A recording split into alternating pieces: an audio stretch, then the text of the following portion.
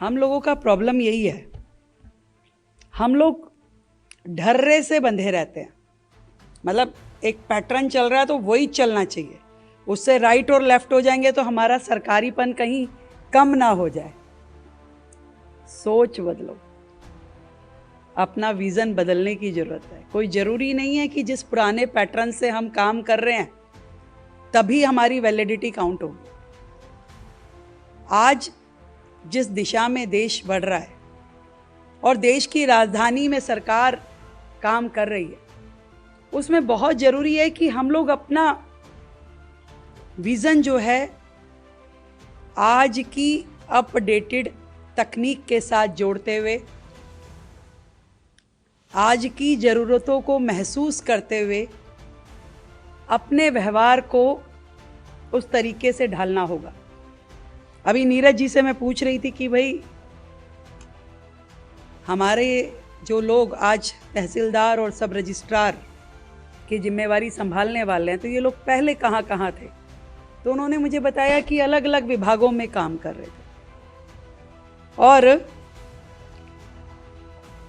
वैसे मेरा जीवन में तहसीलदार सब रजिस्ट्रार इस कैटेगरी से कम पाला पड़ा है।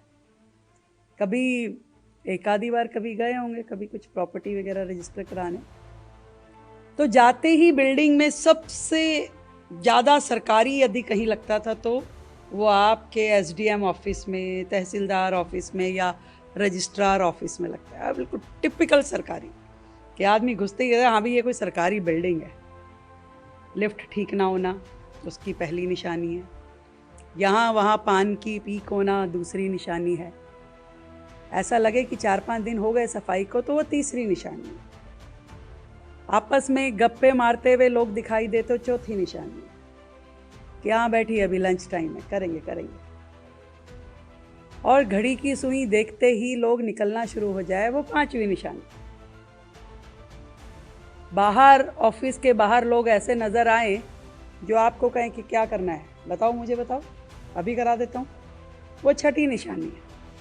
पता चल जाता है कि ये सरकारी तंत्र चल रहा है, इसमें अंदर वाले की पावर कम और बाहर खड़े हुए व्यक्ति की पावर थोड़ी ज़्यादा दिखाई देती है। वो आपको 10 मिनट में ही आप जो चाहते हैं वो करके ला के दे देता है, कहता है लो बताइए हो गया है, और सेवा बताइए क्या करना है। जो काम अंदर बैठ के अधिकारी मना करता है कि ये तो असंभव है, हो ही नहीं सकता है, और बाहर वाला व्यक्ति उसको कमिट करके लाके दे देता है। ये तंत्र है हमारा, इस तंत्र को बदलने की ज़रूरत है। यदि आप लोग आज इस ज्वाइनिंग में आते हैं और चाहते हैं कि एक बेहतर सिस्टम बने, उस बेहतर सिस्टम में लोग आपका भी सम्मान करें और सरकार को भी इज्जत के नज़र से देखें, तो कहीं ना कहीं इस पूरे ट्रेनिंग मॉड्यूल में एक एस्पेक्ट जो है वो व्यवहार का होना बहुत ज़रूरी है। आप अलग अलग एक्ट की जानकारी लेंगे, अपनी पावर की, उनकी इम्प्लीमेंटेशन की, डॉक्यूमेंटेशन की, हर प्रकार की ट्रेनिंग आपको यहाँ मिलेगी।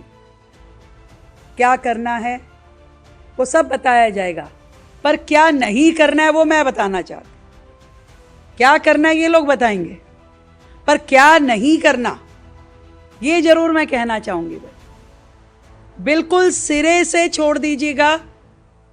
कम से कम आपका दफ्तर एनर्जी से भरा हो, काम करने की इच्छा दिखा रहा हो, और कोई आपके पास आए उसकी प्रॉब्लम समझते हुए तरीके से, कानून के माध्यम से, with in the periphery of your domain आप उस काम को करें और उसको पॉजिटिव रिस्पॉन्स दें कि हाँ मैं आपकी प्रॉब्लम समझ रहा हूँ और इसका समाधान भी आपको सजेस्ट करता हूँ। क्योंकि बहुत सेंसिटिव इशू आपके पास आते हैं, लैंड से जुड़े हुए, ऑनरशिप से जुड़े हुए, राजस्व से जुड़े हुए, और आपको बहुत समझदारी से उन विषयों को समझना, क्योंकि हर व्यक्ति सही है जरूरी नहीं है, पर हर व्यक्ति बेईमान है ये भी जरूरी नहीं है।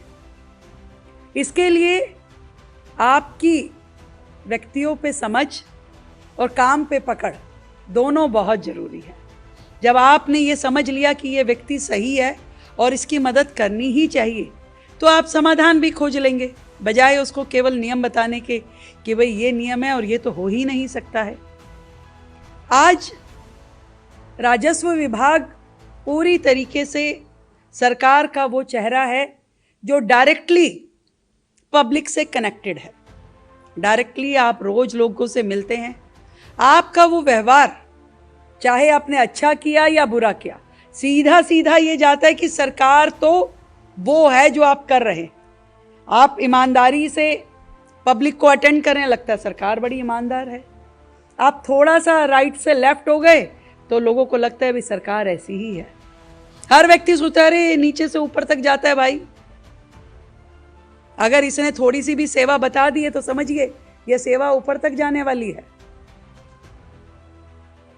और ये मैं आप लोगों से विनम्रता से कहना चाहती हूँ, इस चीज का विशेष ध्यान रखना है कि आपके किसी भी काम से इस तरह का इंप्रेशन कोई ना लेके उठे। ईश्वर की बड़ी कृपा है, आप अपने क्वालिटी के साथ में, आप अपने टैलेंट के साथ में धीरे धीरे बढ़ते हुए यहाँ तक आए हैं कि सरकार आपको एक बहुत महत्वपूर्ण जिम्मेवारी पर लेके गई है। और इस जिम्मेवारी पे रहते हुए जितना अच्छा काम आप करेंगे, जनता में एक पॉजिटिव, मुझे अभी पीछे कोई मिला कह रहा है अरे आपके वो रजिस्ट्रार है बहुत ही बढ़िया काम कर रहे, अच्छा काम बोलता है। आप ये मत सोचिए कि अच्छा काम नहीं बोलता या बुरा काम कहीं सुनाई नहीं देता। छोटी सी दिल्ली है, बहुत छोटी है, आप कहीं जाएंगे आपकी मूवमेंट इतनी, और आपकी दिक्कत ये भी है कि आपकी मुख्यमंत्री मोबाइल थोड़ी ज़्यादा है, हर जगह पे जाती है, कार्यक्रमों में जाती है, लोगों से मिलती है, अप्रोचेबल है, तो लोग कान में कुछ ना कुछ डाल ही देते हैं, अच्छाई भी डालते हैं बुराई भी डालते हैं। अच्छा होता है अरे आपका डीएम वो बहुत बढ़िया काम कर रहा है, वो एसडीएम बहुत अच्छा काम कर रहा है, और थोड़ा सा खराब होता है तो अरे हम गए थे उस काम के लिए और ये कर दिया, बताइए ऐसे कर दिया। कहेगा तो तुरंत हम पूछेंगे बताइए कौन है भाई, अब कौन है, नाम भी पूछेंगे, काम भी पूछेंगे, क्या हुआ ये भी पूछेंगे। अब जब इतनी बात आ जाएगी पास में तो भाई क्या करेंगे, मेरी जगह आप होगे तो क्या करोगे, आपको समझना ही पड़ेगा कि कहाँ दिक्कत है। और उस दिक्कत के कारण से यदि पूरे के पूरे सिस्टम पे कोई उंगली उठाए तो भाई ये तो नहीं हो सकता, ऐसा क्यों करेंगे हम। तो ये बहुत महत्वपूर्ण है कि जब देश के प्रधानमंत्री से लेकर के सरकार का हर व्यक्ति, हमारे सभी अधिकारी, हमारे एसीएस महोदय, हमारी सेक्रेटरी महोदय, हमारे डिफकॉम साहब, हर व्यक्ति मेहनत कर रहा है कि किसी भी आपदा की स्थिति हो या प्रशासनिक जिम्मेवारी हो, हम सरकार में है उसका एक पॉजिटिव इंप्रेशन जनता तक जाए, वो ढर्रे पे चलती हुई सरकारें ना दिखाई दे, लगे कि हाँ आज एनर्जेटिक युवा टीम जिसने जिम्मेवारी संभाली है वो काम। मुझे बड़ी खुशी होती है, मैंने इन 6 महीनों में 2-3 काम अपनी रेवेन्यू टीम को दिए और उन्होंने बेहतरीन तरीके से किए, मार्वलस, एक भी शिकायत मुझ तक नहीं पहुंची। मुझे इतना आनंद आया, मुझे लगा कि यस ये वो लोग हैं जिन पे मैं रिलाई कर सकती हूँ। चाहे हमने कोविड के समय में उनको सिंगल विंडो सिस्टम पे परमिशंस लाके देने का काम दिया, एक ही दिन में सोसाइटी रजिस्टर्ड करने का काम दिया, आपदा में जब अभी बाढ़ आई तो रिलीफ कैंप लगाने का काम दिया, हर काम आप लोगों ने बेहतरीन किया। तो आनंद होता है, अच्छा लगता है, विश्वास बढ़ जाता है अपने ऊपर कि हाँ हम जो करने के लिए सरकार में आए हैं शायद दिल्ली राज्य को हम बेहतरीन साबित कर पाएं, देश के बाकी राज्यों के कंपटीशन में हम ये कह पाएं कि दिल्ली में आप हमारे किसी भी अफसर पर जरा सी उंगली नहीं उठा सकते भाई, ना काम की दृष्टि से ना किसी और नाते से। हमारे ऑफिसर्स पूरी तरीके से ईमानदार हैं, मेहनती हैं और बहुत ही संवेदनशीलता के साथ में विषय की समझ रखते हैं। ग्रामीण लोग आते हैं कई बार संपर्क में, जरूरतमंद लोग आते हैं जो हर तरफ से परेशान है, वो व्यक्ति आपकी आकर के गुहार लगाता है कि मेरा ये समस्या का समाधान कीजिए। जब आप अपनी ही परेशानियों में घिरे रहोगे तो उसकी समस्या का समाधान नहीं कर पाओगे। मैं ये मानती हूँ कि आपको अभी अपने आसपास सुविधाओं की कमी हो सकती है, स्टाफ की कमी हो सकती है, एटमॉस्फेयर की कमी हो सकती है। आप यकीन मानिए, उन सभी कमियों को दूर करना मेरी पहली प्रायोरिटी है। मैं चाहती हूँ कि वो सारी कमियाँ जो हमारे किसी भी लेवल के ऑफिसर के इर्द गिर्द हैं, उन सभी को ठीक किया जाना चाहिए। एक वर्किंग एटमॉस्फेयर बेहतर होना ये बहुत ही ज़रूरी है, पर उसके लिए आप सबका एक्टिव होना भी बहुत ज़रूरी है। मुझे याद है, मेरे साथ स्कूल में पढ़ती मेरी एक फ्रेंड की सरकारी नौकरी लगी, और जैसे ही उसकी दिल्ली सरकार के एक विभाग में लगी थी तो हम बड़ा हंसते थे कि अरे वाह, अब तो तुम बिल्कुल ईजी हो गई हो, सारे काम तुम जाके अपने ऑफिस में कर पाओगी। तो मजाक करते थे, भी मटर भी वहीं छिलोगी और स्वेटर भी वहीं बनाओगी। तो ये एक इम्प्रेशन जो लोगों के ऊपर होता है कि सरकारी अधिकारी मतलब सरकारी, ये नहीं।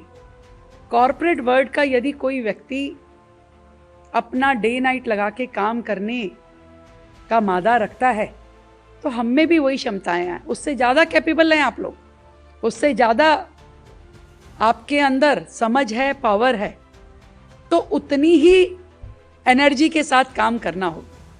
और मैं ये मानती हूँ कि वो ऊर्जा आप सबके अंदर है। एक बात जो मैं अक्सर कहती हूँ, हम सभी अपने देश से प्यार करते हैं कि नहीं करते? तो देश सेवा का इससे बेहतरीन मौका आपको नहीं मिल सकता जो आज